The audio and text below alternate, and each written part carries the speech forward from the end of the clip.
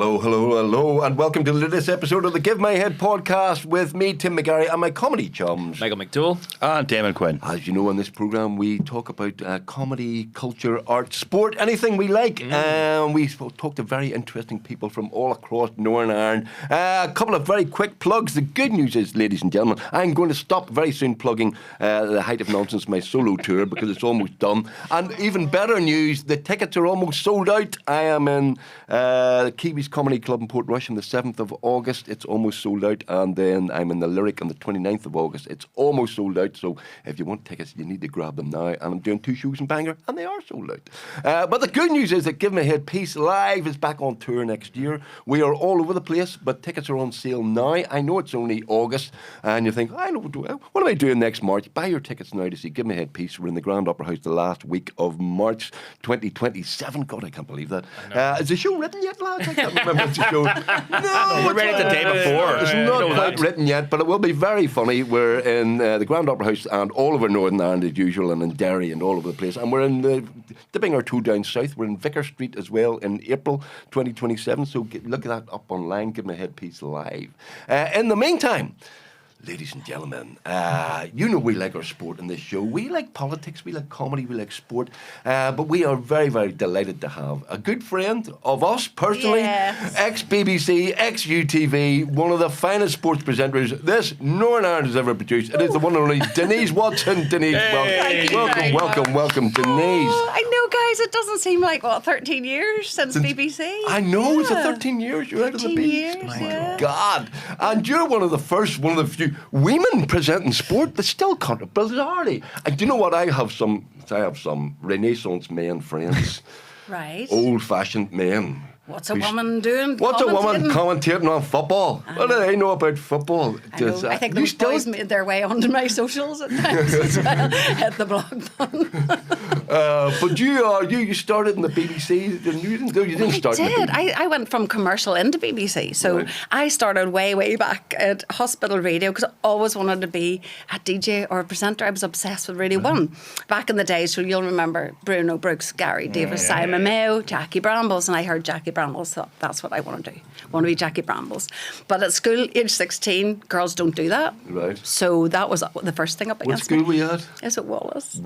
Yes. It was High now. Is that a nice? No, is that a nice? No, it wasn't. It was actually a careers person come in. He looked at me and goes, "Girls don't do radio."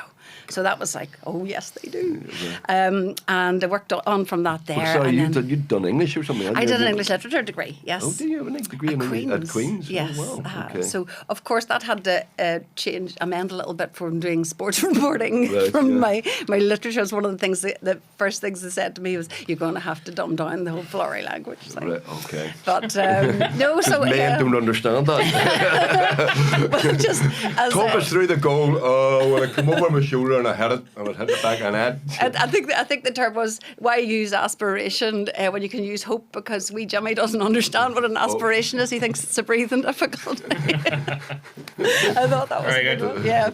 So I always wanted to work in radio, and then bombarded BBC Mike Edward tapes as well, and then got a Hospital Radio where I met Stephen Watson and BCR Community Radio, and he was moving on to UTV. Put a name forward for me, and then ended up in BCR City Beat, which is now Q. Yeah. Does everybody not think that you're married to Stephen Watson? Everybody thinks I'm married to Stephen. Yeah. And he plays, I call him bro, he'll call me sis. But no, that's right. My mum had a wee man tiling her bathroom one time from Kilkeel, and he goes, sure, she got her job because she's married to that Stephen Watson. My mum's going, she's definitely not married to Stephen. So, well, you couldn't have got the job yourself, obviously, being a woman now. Well, of course, that's it. But he is a long-time friend of mine, and he was on this very podcast, an absolute gentleman. He did, yes, he's brilliant. He's yes, very good. But he was Methody, I was Wallace, so the rugby rivalry there at the time, okay. going through school. Yeah. So how did he get the golf then? I think he's just very good at golf. Yes, he's got a few friends called Rory and Darren and Graham. Yeah, Right. So you didn't get the golf thing. I have tried. I have taken lessons. Thank you, Emer at Golf Ireland. I have taken lessons. I am so bad at it. Right. I will take the 19th hole with a wee glass of Sauvignon any day over having to try and play. Anybody wants me to be part of a golf tournament, well, I can be there. Yeah. Side champion. And My partner's son is doing a degree in sports journalism in Liverpool. It's That's now a nice. career, but most people we speak to who are sports journalists kind of fell into it. It's kind of it wasn't a career. You kind of sort of, did you specialise now? Is it harder now? Is it easier now? Yeah, to get it was in? always going to be. I couldn't believe that I have a career in radio doing sport because Yeah. it's a passion of mine. I grew up at a rugby club. My dad was a rugby coach and a rugby Right. player. And then I was captain of the basketball team at Queen's, went through Queen's, and then married a volleyball player. Right. It's always been loving Lisnagarvey Hockey Club. So it's always been in my Hockey, life. basketball, rugby, yeah. I know. I'm so boring to girls. No, I just love it. And then golf and, even sports that I wouldn't be massively fond of, and I don't mean this in a bad way, Test cricket wouldn't be Right. that fond of it. But you get hooked in because the drama of sport. Yeah. And sports people are honest when you're interviewing them. It's not like, I don't know how you guys interview like politicians, but sports people, they're going to talk about You what they accusing our love. politicians of being less than honest. I have to be careful here. But the wonderful thing about interviewing sports people is they're talented and they love talking about they wear their heart on their sleeve after a game or whatever. They come off the pitch, they come off like Mark coming up the snooker table or whatever. Yeah. Just they're just honest. Yeah. And it's a gem. It's lovely to be interviewing somebody I've like always that. wondered because they've got lots of money. I mean, why do they bother? Sometimes I always wonder why they even bother with journalists. Because they're just at a level where they really don't need to do it. Yeah, Well, they but have to big contractually. Or do they? Well, yes, it's true. Is that right? They have to do it, like. of course they do. Oh, is that why they do it then? Yeah. All right. Sometimes- You sign a deal with the BBC, how they go, we have to speak to the manager, we have to speak to the players, and they go, That's "Fuck's written sake, in- Michael, page one." I think journalists rock up and feck off and away him a But But I kind of thought, it's always sort of struck me. Erling Like, why do Haaland has to speak has to to speak the to- BBC and do that. No, I would love to talk That's to why him. you're doing this. That's why I have to If speak. you didn't do this, we'd knock your bollocks out. Sorry, Denise. Sorry. Page You're one. both all right, right. okay, yeah. You're both right. Yes.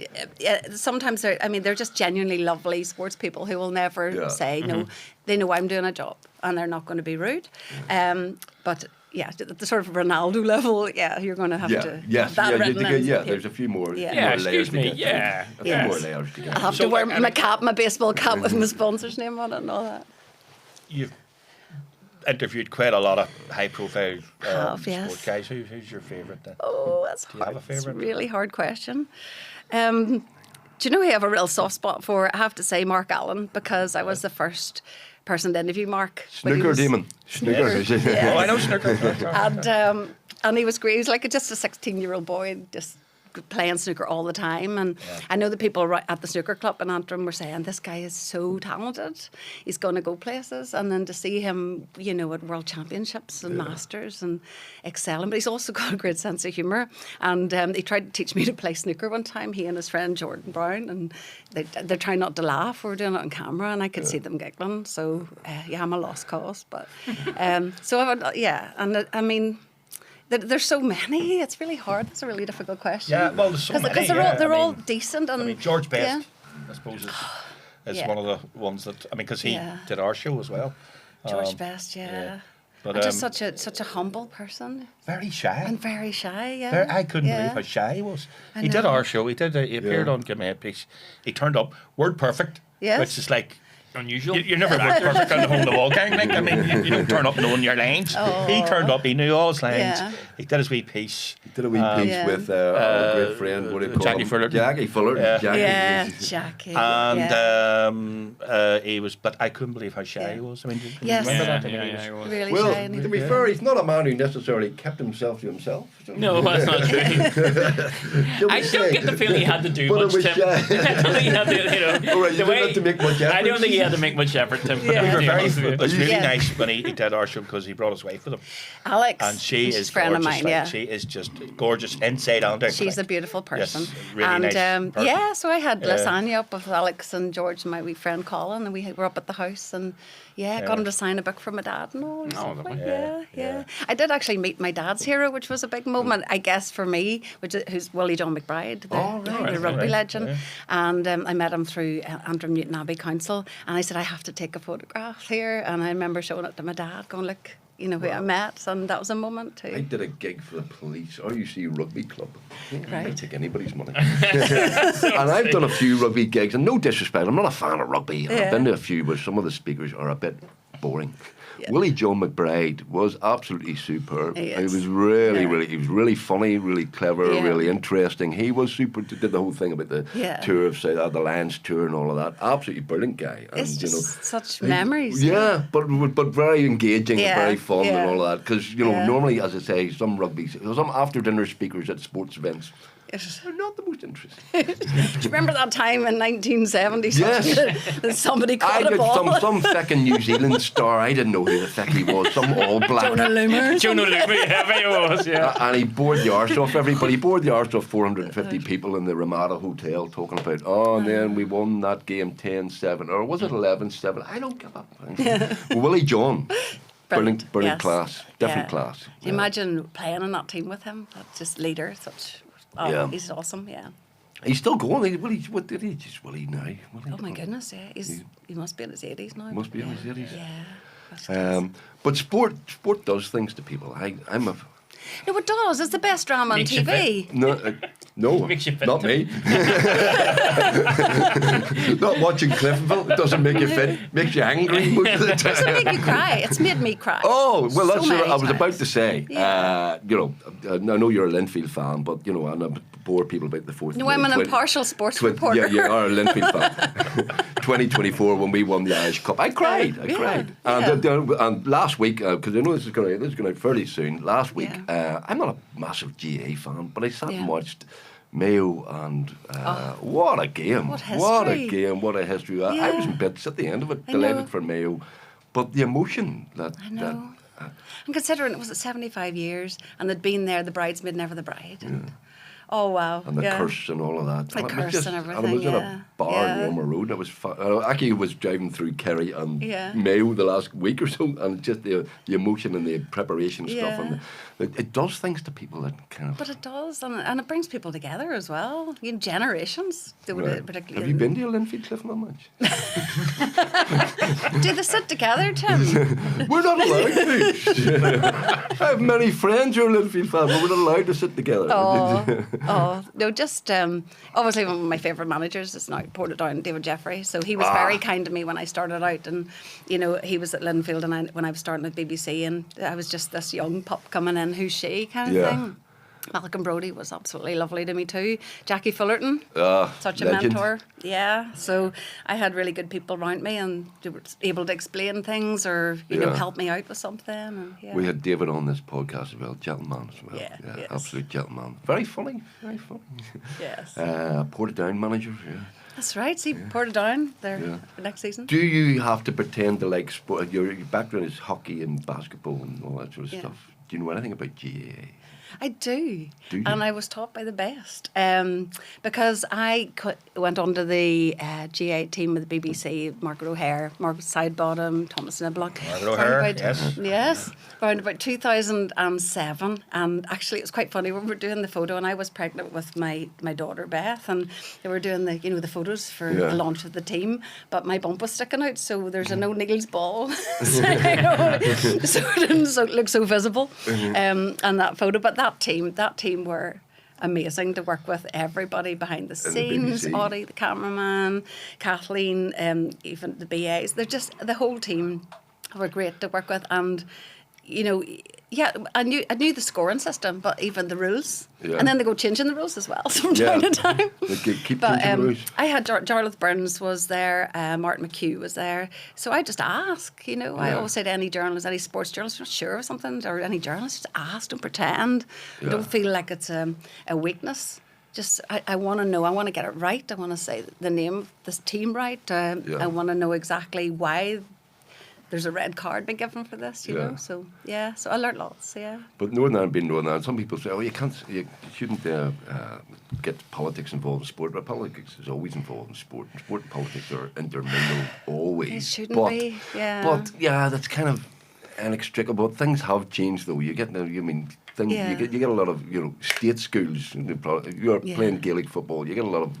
They do. I mean, the transferable skills between rugby and GAA, and they're all incredible. kind of at grassroots level. It is changing, isn't it? One of the things I get slightly annoyed about is when politicians come in and weigh in on sports stories they don't know anything about, because in hockey you have a team, you play for Ireland, that's the highest accolade. In rugby you play for Ireland, that's the highest accolade.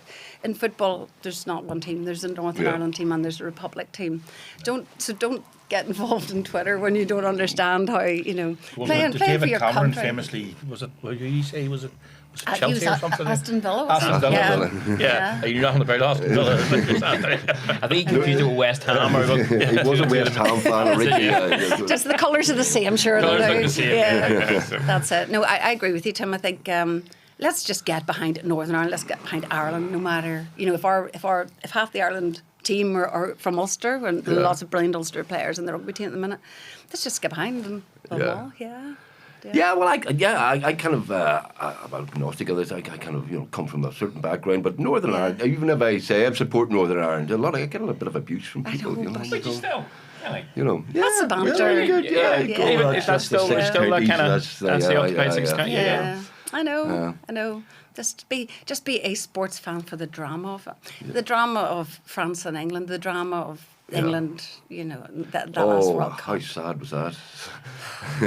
Yeah. England losing. See, sport. He's laughing. England losing. I almost felt sorry for England. I mean, it passed fairly quickly. I was at a hotel in Blackpool when You were at a hotel in Blackpool? I was in a hotel in Blackpool when England lost to Argentina. Well, that was good. That was a lucky place to be. The hotel was full of Scots. Yes. And the singer, he announced very solemnly, like he was like as if it was going to as if somebody died, go Argentina have just won, and the whole room That's it. Exactly. You couldn't believe it. But that's the banter bit. That's the banter, of it. So obviously Northern Ireland, Michael's back there. Yeah. If Conor Doing a Bartley great could be job. fit. Yes. And I'm going to be doing Gives for Talk Sport, and we plug. You're doing what? Hopefully the Northern Ireland Gives for Talk Sport. So yes. Right. Okay. For Talk Sport. Yes. Right. That takes a few years off my life when it gets to like the 89th minute and you're going, all you have to do is hold on. Yeah. And then there's a goal. We're trying to get Michael on this podcast. If you have any influence, will you give him a shout? Look, Michael. Michael, come on, it's the boys. They'll be Yeah. fine. No, I know Michael. Michael's Yes, all right. yes. He's a busy man, though. To be I met fair. Michael when he was at Shamrock Rovers, and I'd just come back as my first gig back after having, as I say, Beth, my youngest daughter. And I just thought, what a great guy, what a good manager. Yeah. So when he became the Northern Ireland manager, I knew we were in good hands. Yeah. I think he says when he was at Shamrock Rovers, I asked him once, did you ever hassle being a Catholic manager in Northern Ireland? Because there are small elements. Yeah. He said, no, he said, the worst discrimination I ever had was when his manager was short at Shamrock Rovers, and a lot of fans going, what's this naughty bastard coming to You can never please everybody. You cannot Exactly. please everyone. You cannot please everyone. So how long were you with the BBC? You were with BBC? So from 1996 until 2013. So And then you moved to the 17 dark years. side. I went to UTV, Ulster Television. gorgeous UTV, yes, Yeah. and worked with the legends that, like Ken Reid was there at the time, and Munir Abdallah and I worked Ken. close together, Ruth Gorman. Ken, good Cliftonville fan, by the Yeah. way. Ken. He was. Oh, And massive Cliftonville. big rugby Everton. fan too. Everton, that's it. Sorry, yes. Everton. Yeah. Ken Reid, the political correspondent, lovely fella. What Lovely. an incredible man. And they had a lovely, smaller team there, but everybody helped each other out, Yeah. doing things. So I loved that. And then from there it was went into U105, where Yeah. I did breakfast show for 10 years there. So, Right. yeah. And as well as broadcasting, you are kind of an advocate of women in sports. Because you were an outlier, because it was unusual to have. Well, it was one of the women. things One of the yeah. were you were the first female sports presenter? And were there, BBC, no, Anne-Marie McAleese, I think maybe Right. did it for a while. And then I came in, I would have been probably the first one to do Final Score. Right. to be nicknamed Final Straw sometimes because everything went wrong. Sorry. But just, that was a Saturday, and to actually be hosting the football results show, having been this sort of young pup that came in doing the hockey reports that used to get dropped because they run out of time. And yeah. And was that a thing at the time that kind of, oh, look, there's a woman telling me that Portadown have beaten Glenavon 3-1? No, do you know what? Or was there any kickback or Not to anything? my face, maybe, Tim, they were doing it behind my back. Yeah, social media really took off. At that time, Twitter would have been sort of, would have been the big one, and Facebook rather than Instagram. But, definitely had. Hit the block button. But you were an outlier. You were a pioneer. Yes, and Can we I say never that? say. Well, second, do you we're know gonna what? say it. All I ever wanted to do was just be part of a team, and Yeah. I don't think it should matter really.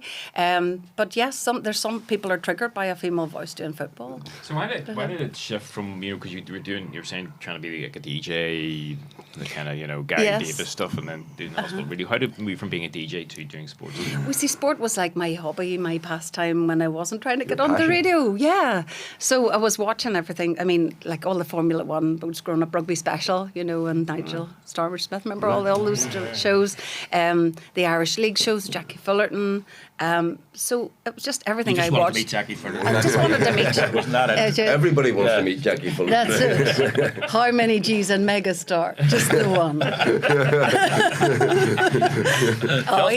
Just the one. Jackie was great. Terry Smith, as mentioned before, my mentor. Terry was the manager. The great He Terry was Smith. head of sport. He was the at head of BBC. sport who brought me in. And I remember him bringing me in. And I honestly, Michael, I wanted to do radio. I didn't expect television. And then I went for coffee with Terry, and I had done actually a demo tape to do a summer radio show on Radio Ulster. And he goes, well, first of all, you're not successful on the radio. So my heart was broken. He goes, but we're going to offer you a 6-month contract in television. I went, like this here. And he went, don't accept it yet. Go and think about it. I think I'm going to say yes to this.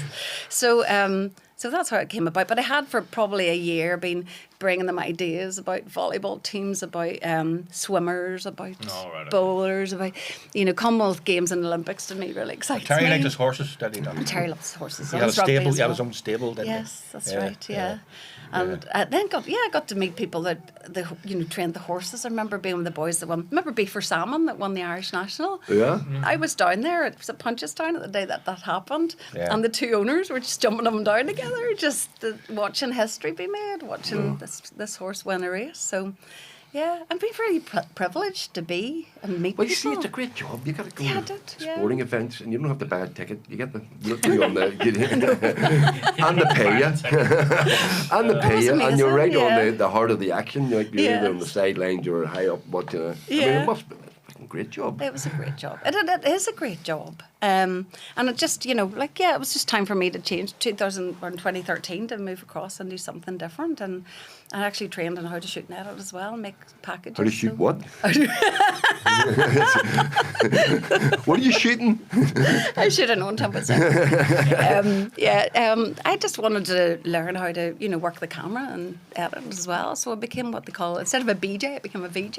Oh, right. Yes, so video journalist. Austin O'Callaghan and myself both became video journalists. And yeah, we did really enjoy that. You were able to get in with a tiny camera into the change rooms or into, maybe people trust you a little bit more. Yeah. The other thing you get, of course, in your job, but which everybody be jealous of, is free tickets.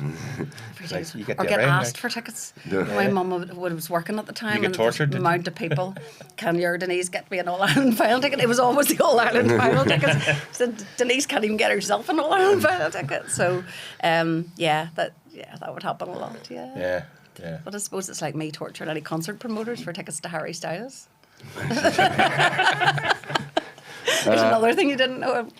Harry Styles. We've big fan. Marissa Callahan on here. Yes. What a star What she a is. wonderful ambassador for the sport she But is. that you take women's football in particular. Yes. How profoundly it has changed since Yeah.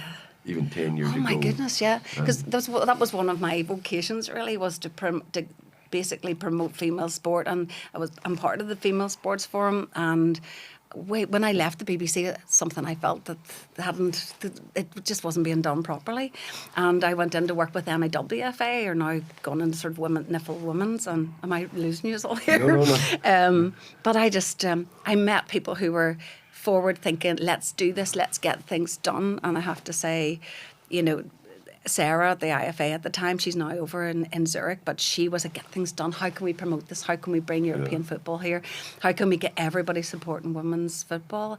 And then you had the likes of Julie Nelson and Marissa Calla, and her exceptional ambassadors for the sport. But they just, like the young girls, it's the can't see it, can't be it campaign, which I was involved in as well. So if you don't let them see their role models and they can't see their females playing sport, then how can they be it? How can they want to be involved in it? But I do think the England women's team are a lot to do with the success of that. The Lionesses, And getting huge crowds coming to watch the matches. Unbelievable, yeah. And it can only benefit everybody, you know. Yeah. But it's a career path. I mean, you get America's that American college thing. I mean, that is massive now in terms of women's football and stuff. You know, America's just leading the way with women's football, 100%.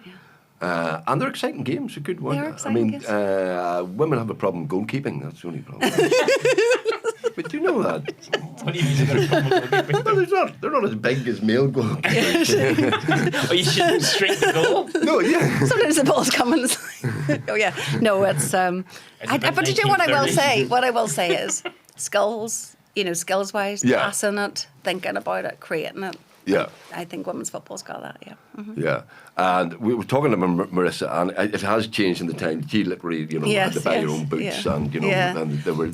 IFA She probably cut the oranges up for the half time. IFA and NIFL didn't take any issue or very little to do with it. They had to be pushed into doing it, but now they are. They are promoting it. Yeah. Do you know Elaine Junk?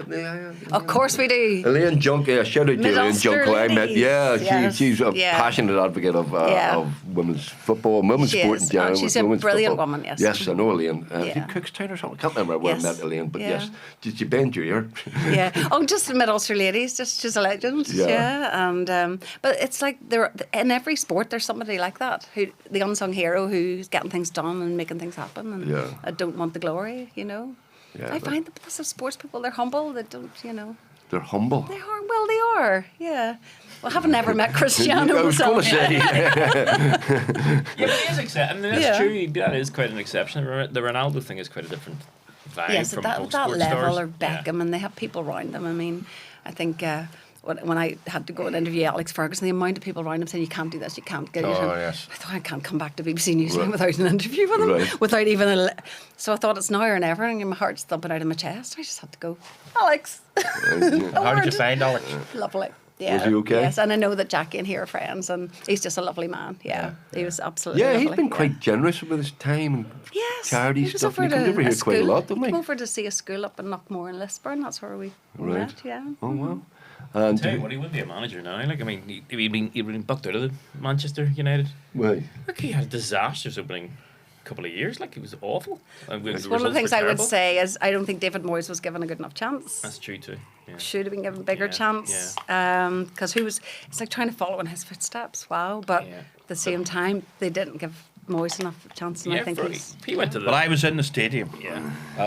Because my son's a big United fan. Yeah. I was in the stadium the last time United won the league. Oh, right. Well, Alex's last year. But that was a hell of a while ago. What was that, 2013 or something? It is, it must be back then, yeah. I mean, how times have changed, eh? Yeah. But he might have expected to be fired. They had a disastrous result against Man City and thought that's the end of it. And they went, no, you're okay. Different times. Tough job, I know. Some of those managers last like a month. So Michael O'Neill's done quite well then. He has. He's back in now, and isn't he on a 5-year contract or whatever? Yeah, I should see him out. But you have to rebuild, you know. And again, go back to David Jeffrey. He rebuilt the Linfield team from those young boys coming in at 16, 17. They have to be able to mix with the experienced players, and then you've got a really good mix of a team, and then the experienced players sharing what they know. I think, Is it true that Ronaldo was named after Ronald Reagan? I have no idea. Ronaldo was named after Ronaldo. Yeah. This bit might explain, but no. Apparently, he was named. His father was a big fan of Ronald Reagan, and that's why he's called Ronaldo. Dan, we need to. We need to check. All those Portuguese names. Can you fact check that, Dan? I think I'm right here. Ronaldo was named after Ronald Reagan. Yes. Yeah. Okay. Yes. Surely he was named Cristiano. Cristiano Ronaldo. That's his first name is Cristiano. But Ronaldo. That's his second name. Yes. Yeah. So it's a surname. And? You can't Should be have a called surname. Some Portuguese dancing around the table. Well, maybe he changed their surname. We think that is probably untrue. Yes, that's Can you fact check that down before the end of the show here? I'm pretty I sure. swear that Denise Watson's married to Steve Watson. I know.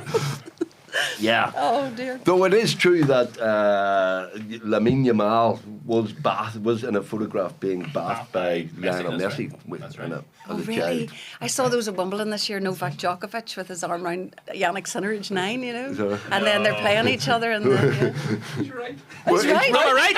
He's right.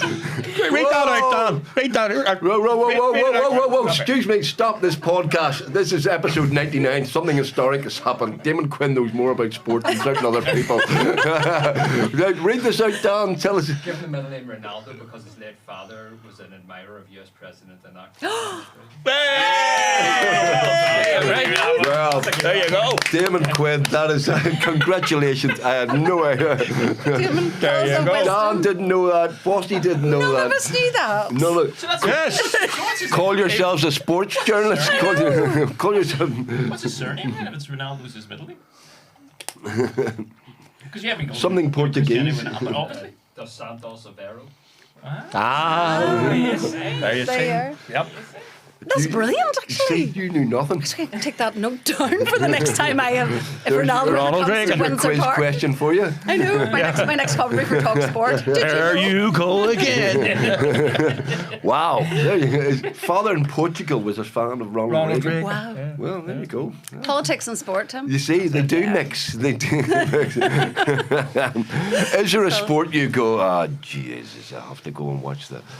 Even though, you're very good at pretending, very exciting here at the darts or whatever. The darts, the indoor bowls. I'll get in trouble. No, I kind of like a bit of indoor bowls. You see, then you don't know. Something will surprise you, like curling at the Soporific. Winter Olympics. I know, you see. You know, and you're going, what on earth are we? And then you get engrossed and you're sitting 2 hours later, you're still watching Is it it. just purely because England might get a medal or Britain get a medal? Do we really get It's that one thing I invested? really don't. Sometimes I get Go on, nervous admit. watching gymnastics. I do get nervous watching gymnastics Nervous. because of You're going to fall Oh, the off. beam? yes. Oh, yeah. But even Reese, because it's like it's Reece not McLennan, one yes. moment on a pommel horse that's going to last 2 minutes, and it's you're going for a gold medal. Like that's Yeah. Oh, I don't the know. nerves that would take to do that. Yeah. Or I was going to say Linford Christie. Let's think of somebody more modern. Usain Bolt. Usain You've got Bolt. 10 seconds 10 to seconds, prove that's it. yourself. Yeah. You know, and that's exciting. That is That exciting. is isn't exciting. it? Yeah. And have you been to Commonwealth Games and Olympics and all sorts of Well, I've been to Commonwealth Games in Manchester in 2002. Oh, that's glamorous. And the thing is, the shooting, we're always good at shooting in Northern Ireland. Yes. Yeah. This is Bizarrely. falling right Yeah, into your yeah. lap. No, Yeah. obvious jokes. Yeah, no, that's okay. No, it's, So this is legitimate shooting. everybody was up around the Manchester stadium, but they had to go to Bisley for the shooting. And I said, I'll go down to Bisley. I had to take a flight down. Right. And they're Martin and David, who they were going for the gold medal, and they won the gold medal. So I Not a great followed them. spectator sport. It's because of the distances they shoot at, Yeah, so you're not a- constantly checking how have they done, and it's like they've one last go and they're sitting in silver and ready to get gold, and they did, and then they played Danny Boy actually as the anthem, Right. Oh, and the Northern see, Ireland politics of flag, sport and- again. Here we but go. to be in Bisley when they were standing on a podium and see Northern Ireland win a Commonwealth gold, which doesn't happen very Right. often. That was a moment for me. Right. So, but I was so exhausted. I remember going back we had to get a flight back to the hotel in Manchester, and the guys were all having dinner downstairs. Oh, come on down, Denise. I actually lay on my bedroom floor. I was so tired. I couldn't move. I'd been shooting stuff myself. And I just lay on the floor going, it's been brilliant, but I'm exhausted. Yeah. So Chess. You could make chess interesting, could you? I would need to know the rules, Tim. You don't know over the to rules you. of chess? I don't know the rules of chess. You see, no. that's Snakes There's and a lot of ladders. chess programming on television. Snakes and ladders. I used to be quite good at chess. Yeah. Well, I said, what's when I was quite 11. good, come on. When I was 11, Oh. Still I was in- pretty good. I was in some competitions, but it's hard. Yeah. You couldn't make chess interesting, could you? Yeah, we may speak to the guys here. They can make it interesting with the videos and strategic. The motorcycle. You like that, don't you? Motorcycle. I like rallying probably, but I do worry again. Loved Michael Dunlop. But you do the speeds the bikes are going at now. know. It's such a risk. But you would have known Joey and Of course, I met Joey Robert, before, and Robert, and William Yeah. as well. At Tandragee 100, I was doing stuff for UTV, and I was talking to William, and next thing is, he's no longer with us. So it's a really high cost. But the people that watch motorcycling and love motorcycling, the wonderful community here of people who. Oh yeah. But it is a And it different is sport a- in terms of, like, I mean, F1 and stuff's now pretty safe. I mean, those big carnage things that happened in the 70s don't really happen anymore. That's right. Whereas the motorbikes still seem Well, to in take road control. racing, was like Johnny Ray, that was racing on a track, so they Yeah. have the gravel traps, Yeah. to go into, and he's an incredible ambassador Yeah. for Northern Ireland too. But yeah, road racing. I mean, I've been at the Isle of Man and actually watching it up close is quite terrifying. Yeah. Total adrenaline rush, as they say. Yeah. So you've been all around the world with sport, have you? I wasn't able to go to Commonwealths in Adelaide because my eldest daughter, who's coming 22, was 5 months at the time. I don't want to leave her. I did have people going, oh, for goodness sake, imagine turning that down and going, but I'm a 5-month-old baby. Some things are more important. I can watch it on Babysitters TV. you can get babysitters. I know. That's though I did actually. People thought that she should have left the baby at 5 months, but And were you at the Euros 2016? no, I wasn't at the Euros 2016. Ruth was over at it, but I was back at base putting stuff together. So for UTV at the time, I can't believe that's 10 years now. I know. Yeah, what a team. UTV yeah. too mean to send you over, is that so what you're saying about UTV? They have Ruth. Ruth did a great job there. Oh, so, yes, Ruth. Yeah, I know Ruth, yes. So, but yeah, 10 years, and Michael oversaw that. So hopefully, maybe in the next 4 years, we'll maybe get back again. Yeah. So. Well, will you have a word? Because we would like to get him on here, and I'd like a few tickets Well, to see if we could. just you go pleading into the camera. Well, Stephen Watson said he would get his Rory McIlroy, but I don't like golf, so I don't know if I do. No, that might be a step too far. Well, we'll get to Michael. We'll speak to the IFA and get Michael on here. So yeah. So life's treating you well at the minute. You are Yes. doing bits and pieces. I see you at after dinners and I things do, like that. I You do. I'm probably not as witty or funny as you tell well, jokes, but you know. yeah. So I pretend. Stephen Watson once introduced me at a gig and forgot my fucking name. You've never done that to me. But you Who know, are you anyway? I've had everything happen. You know, whether depending on what the events are, if they're outdoors, weather, noise, Yeah. children, indoors. I've had. Yeah, drunks. I've had AV fail, everything. So there's nothing that I think I can't handle. Really. Yeah. Well, But I'm always prepared, like you are. You know, if I'm hosting an event, I'll look through stuff. I'm about to interview Emil Heskey on Friday Oh, yeah. here. So, yes, one of the famous England players, Liverpool player. So yeah, look, it's lovely just to chat and talk to them. Yeah. Right. And what's that for? Just for Just coming over here. Yeah, it's coming over. I don't know when your podcast goes out. Sorry. It's, next week. Yeah. Next No, week. no, this is Friday. I'm doing this. So Right. yeah, it's like a football agent contacted me, said, "Would you like to do this?" So, absolutely, yeah. Right. So, yeah. And how do you prepare for something like that? Do you have to go through his career and go? You I do, know, but I a bit- remember coming on Oh, yeah, quite yeah. often. How did you research this? I Is it- remembered. This is like a sports journal's brain. You remember things. And then people said, you know, when they said something about Zidane in the World Cup, and I was going, it's 1998, that's right. I was wallpaper in my lounge and was watching that. You know, I everything goes by sport with me. Yeah. It's like a barometer, you know. Right. Yeah. Oh, no, Oh, wow. that was the year because that was a World Cup year. Yeah. You're highly objective as a sports commentator, but Objectionable or objective. But I'm you the do- George Hook of Northern Ireland. You do have a soft spot for a local team, do you? A soft spot for a local team. But you know what, like, I have to say that the Northern Ireland netball girls are fantastic. I have a soft I spot was for talking them. about Linfield, but No, yeah, you let's see, go you're- ahead. I'm an impartial sports reporter. Yeah, well, I'm from Lambeg, Lisburn, so that was the team. And I remember Lindsay McKeown, who did some commentaries for the Beeb when I started, and he walked in, and Jackie Fullerton, oh, this is so funny. So he walked into the sports office, and I was a bit starstruck. That's Lindsay McKeown, Lindsay McKeown.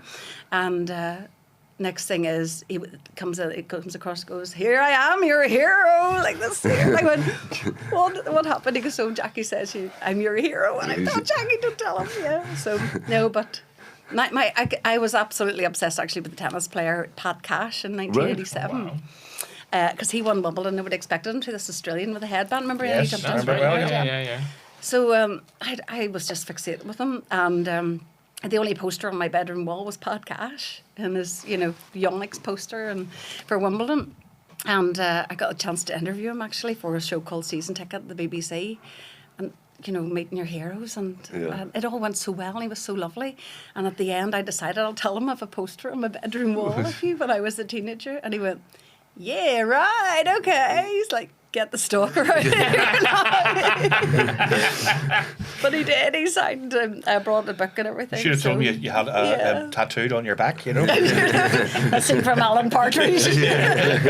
Your number one fan. So I did. I met one of my heroes there. Yeah, Pat Cash, the Wimbledon player. Yeah. Lindsay McKeown and Pat Cash. Exactly. So would you go and watch Linfield of a Saturday if you're doing nothing, or you? No, not so much at the minute. I haven't had a chance to get back, but I do go to the games. I was at the last Northern Ireland Women's game there, and I was at the final actually of the Irish Cup. So Dungannon and Coleraine this year. We don't talk about that. We don't talk about that because Dungannon beat us in penalties in the semi-final. I told you. Dungannon's Swift. Shut up. Shut up. I'm still... I mean, who are Dungannon The Swift? wonderful The Rodney Dungannon Swift. Macquarie. You see, but this is Dungannon, a lovely wee team down in Dungannon, Stangmore Park, beautiful place to go. And I'm a big advocate of local football. Follow your local team. Go if you're from Dungannon, goes. Yes, they've done remarkably well. They beat us a couple of times. This is very annoying. That was an occasion for both those sides to get to the final, I guess. Yeah. But local football, you see, is great. Okay. Yeah, I'm going to still have to bring you to a match. I will go with an open mind. And I'll tell you.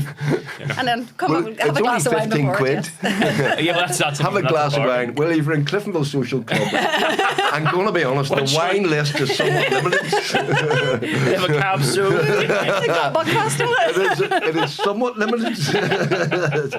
But the price of a pint is fairly reasonable. The price of a pint. Yes. Okay.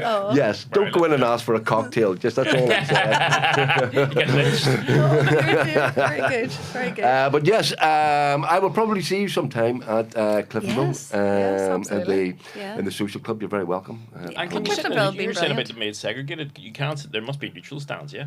At Cliftonville. Yeah. Well, it's changed a hell of a lot. Right. It has. Good press box and all there now. Sure. There's a decent press box there, but the big teams, your Linfield and Glentoran, they would sit at one end. But it's now got to the point where people can intermingle and they can walk down the Cliftonville Road and all of that. All of that. Sound like a World War II. I know, but there were a lot of issues during the dark days, but it has. Football has improved immeasurably. Immeasurably. There's still we have certain people who like to come and sing "Ooh Up the Ran."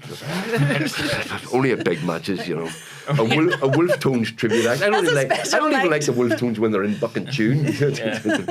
But that's to be fair, it's small. It's small minority of people. So yes, support your local team. Yes, exactly. Get out there, female, male, and female. Female and female. Yes, support Northern Ireland and support support Cliftonville ladies who are doing very well. Yeah, they are. Yeah. Denise, it's been an absolute joy. Okay. Do you want me to say anything else? No. Do you want to say anything else? What have you?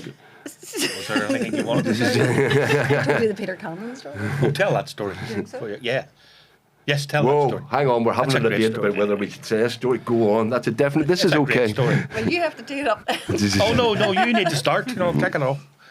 This is one of those moments that is ever imprinted on my brain. So I told you about working in the GAA and down at the big games at Clones. Yeah. And at the end of it, I knew it was a long drive home, needed to run to the loo, but the queue at the ladies was just phenomenal. So cameraman said to me, "Oh, sure, there's a commentary tower there. Nobody ever uses the loo down there." So I ran in, no problems, down.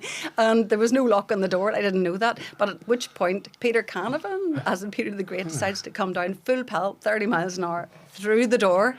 And I just looked, and he looked, and I went, "Hi." And he went, "You're looking well, girl." And then I did look like, what happened? I got into the car, and my phone goes, was Mark's iPod. So you were on the loo? On the loo. On the loo. Mark's iPod says, "What did you do to Peter?" And I went, "I can't talk about this." And then I said to Damon, "This is a story," and I thought, I don't know if I can tell this story or not, but to this day, I can't look Peter Cameron. We had him on the podcast. He never even mentioned I think it. Oh, he's a gentleman. Complete gentleman. Traumatic moment in No. sport, Peter. It's so funny. It's like, so he was speaking and I was like, what do you say? See, a true professional would have sat in the loo and gone, Peter, so how do you think the game went? Yes, I should have. Exactly. To be fair, I think he was more Get him a mic. petrified than I was. He'd obviously hopped out of the commentary seat for a second, downstairs, through the door at about 30 miles an hour. So, yeah. Denise, that's the an moment. absolute pleasure. Thank you very much No for joining problem. us on the Give My Head podcast. That's it for this episode, ladies and gentlemen. As I said, Give My Head Peace tickets available online now to grab your tickets for the Grand Opera House next March and Vicar Street in Dublin. In the meantime, thank you so much. problem. A joy It's been- as always. Yes. Denise, the very best of luck with all your endeavours. you And that's very it from much. this episode of the Give My Head podcast. Thank you very much. We'll see you next Thank time. you. Thank you very much.